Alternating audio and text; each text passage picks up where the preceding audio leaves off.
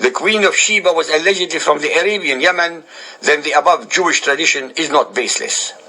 The second immigration by the Jews, according to the Jews, took place in 587 BC when King Nebuchadnezzar, the king of Babylon, destroyed Jerusalem and dispersed the Jews. The Arabian Jews claimed that several of their tribes at that time had come to settle in Wadi al-Qura, Taima, and Yathrib, as mentioned by al-Baladuri, Futuh al-Buldan.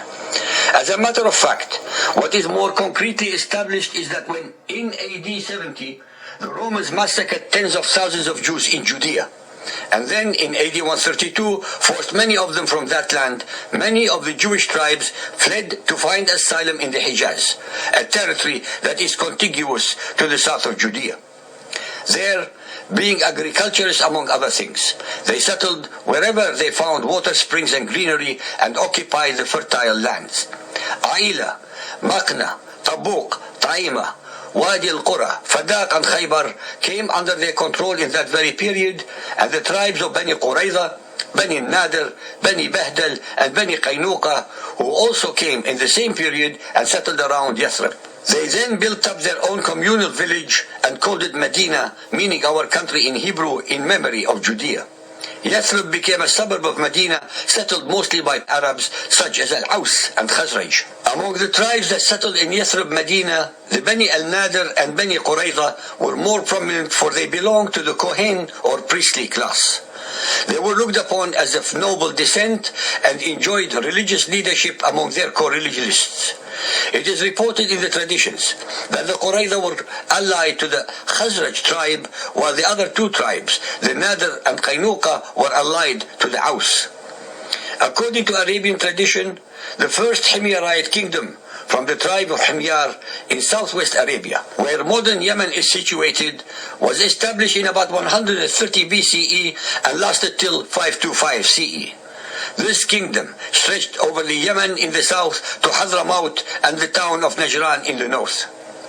Among the 9 kings known to historians of this dynasty, Abu Karib As'ad Kamil is reported to have conquered Persia and later embraced the faith of the Jews and propagated it among his subjects. Ibn Ishaq, page 6 to 19. It is not commonly known that the last Himyarite king, Dun Nawas, was of the faith of the Jews. According to Al-Tabari, he died in 525 in his wars with the Abyssinians who had conquered and subjugated southwestern Arabia. Arabic sources expressly state that the religion of the Jews became widely spread among the Bedouin tribes of southern Arabia, and that converts to the faith of the Jews were also found among the Hamdan, a North Yemenite tribe, especially among the upper strata of society. Arab historians also attest to the fact that the Judaized tribes of Arabia always sided with the pagan Arabs against the African Abyssinians. In about AD 450, the Great Flood of Yemen occurred. As a result of this, different tribes of the people of Saba were compelled to leave Yemen and disperse in different parts of Arabia and beyond. Thus, the Bani Ghassan went to settle in Syria, Bani Lakhm in Hira, Iraq, Bani Khuza'a between Jeddah and Mecca, and the Aus and the Khazraj went to settle in Yathrib. By the time of the 5th century, the original Israelite Jews had so totally assimilated into the Arabian environment that extremely few Hebrew names existed amongst them. Their tribal structure was Arabian, their alliances were with pagan Arabian tribes, they married and intermarried and were closely associated by blood ties with these tribes to such an extent that the Jews of one tribe fought the Jews of another tribe. Of the 12 tribes that had settled in Hijaz, none except the Bani Zawra retained its Hebrew name. In fact, there is nothing in the poetry of the Jewish poets of the pre-Islamic days to distinguish it from the poetry of the Arab poets in language, ideas, and themes. Since the Jews and Arabs are Semites, they are also physically indistinguishable from each other. By the time of Muhammad, the original Jews had given up their Hebrew culture and language, even their Hebrew names, and had become almost entirely Arabized by a long process of assimilation with the converted Arabian tribes by intermarrying with them. Thus, by the beginning of the 7th century, the majority of Arabian Jews were actually Judaized Arabs who had converted or married into the older Israelites, whom the Quran, الَّذِينَ هَادُوا, That is, those Arabs who had willingly and without coercion converted to the religion of the Jews. Before Muhammad appeared on the scene, there was no religious or racial discrimination between the Jews and the Arabs, especially since both are Semites. Over the centuries, the Jews and Judaized Arabs became economically much stronger than the pagan Arabs. Since they had emigrated from the more civilized and culturally advanced countries of Judea, Syria, and Iraq, they knew many such arts as were unknown to the Arabs. They also enjoyed trade relations with the outside world. Those Jews of Israelite descent or indigenous Arab converts were integrated and accepted by the pagan natives. It is important to repeat yet again that the pagan Arabs were almost entirely nomadic people who abhorred and looked with contempt at the concept of tilling the land. Ibn Ishaq, pages 6 to 18, there are numerous passages that attest to the above facts. The stories about the Tubba, Qurayza, Medina, Mecca, etc. are very clear in showing the incredible intertwining between the Jews and the Arab tribes to such an extent that they are indistinguishable from each other, excepting for their religious beliefs. According to Ibn Ishaq, it was two Jewish rabbis who saved both the Medina and Mecca from the wrath of Al-Tubba, pages 6 to 12.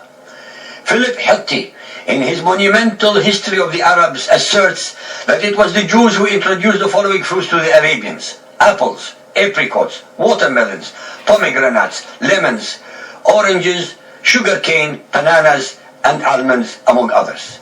The greatest and most important contribution by the Jews to Arabian agriculture and subsequently their heritage was the introduction of the palm tree, which existed mostly in the fertile land of Iraq.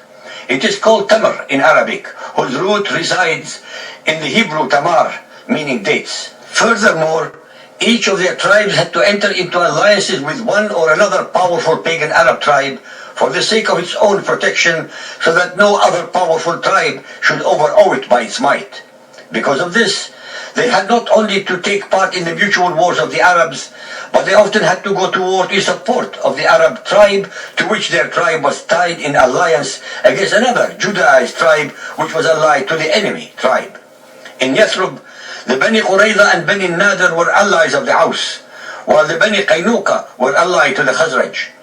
A few years before Muhammad's emigration to the Medina, these Judaized tribes had confronted each other in support of their respective allies in the war that took place between the Aus and Khazraj at Bu'as.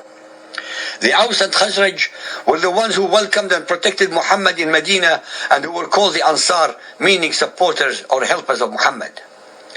Because of their proximity and blood relations with their Judaized Arab brothers and sisters, they were the most prone to believe in the one and only God.